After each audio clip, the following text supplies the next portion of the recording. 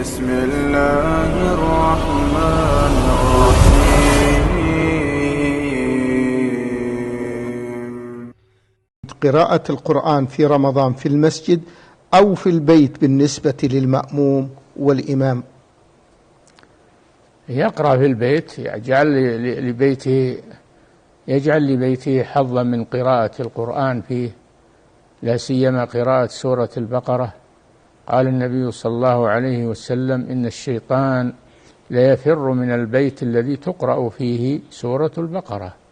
فيجعل من قراءة القرآن سواء في صلاته بالليل أو تلاوته، يجعل له حظا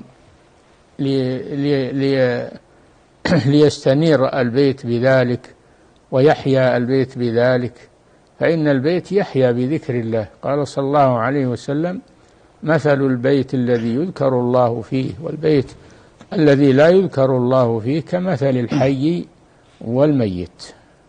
نعم.